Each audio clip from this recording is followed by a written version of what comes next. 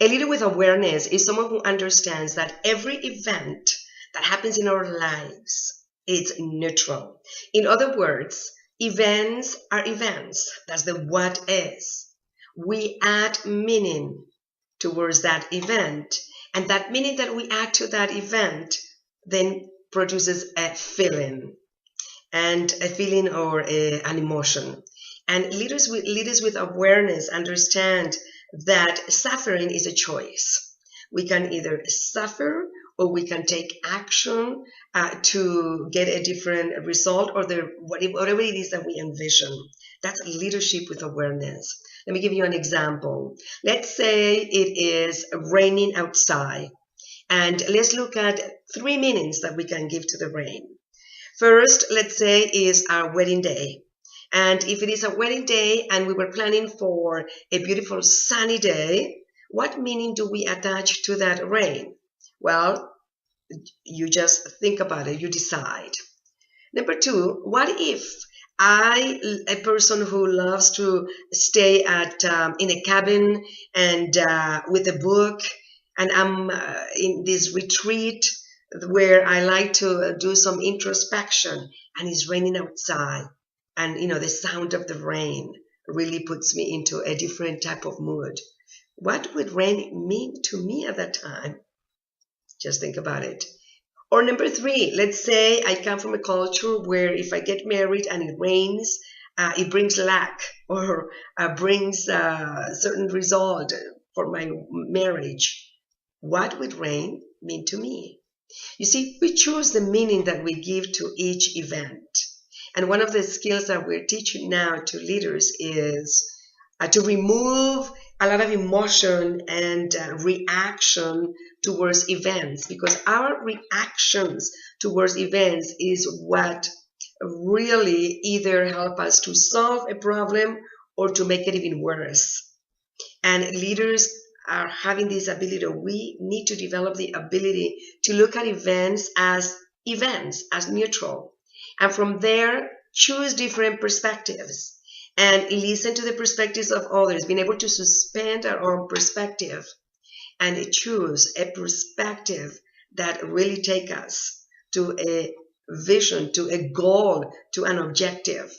And that's what we need to do as part of the process of analyzing a situation, is to look at an event as something that is neutral, then looking at the meaning that we're attaching to that event, and exercising. Here's an exercise that has helped me a lot, and it is to give 2 or 3 or 4 more meanings to an event and then look at them. They're all possible, and choose the one that helps me to get closer to my goal, to my objective, and to my vision.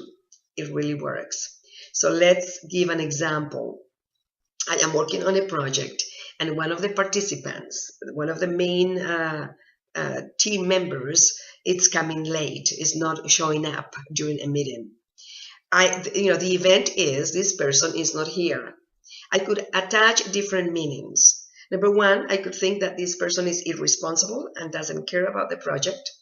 Number 2, I could say, well, maybe this person had a situation at home and couldn't access the phone, couldn't call me. Or number 3, this person is figuring out another way of working on this project, and it just took him a little longer to arrive. I choose these 3 meanings that I could give to the event. Which one would allow me to really focus on the objective, the vision, and the process that I need to follow? Well, you decide, but I know exactly which one will help me to carry on with the project in a more positive possibility, opening up to more ideas and to possibilities, if you want. You see, we choose. Let's get into the habit of looking at events as something that is neutral, and from there developing the meaning that help us to stop, number 1, suffering, to stop confusion, to stop judging, to stop being frustrated. Because at the end, really, what a leader is looking for It's a way of achieving an objective that was set out in advance, a goal, a vision, a mission. And hopefully, as being a leader uh, with people, achieving this with people. And the best way to do this is when we remove ourselves from judging, from criticizing, from interpreting things in a way that doesn't move us towards that vision or that mission or that purpose.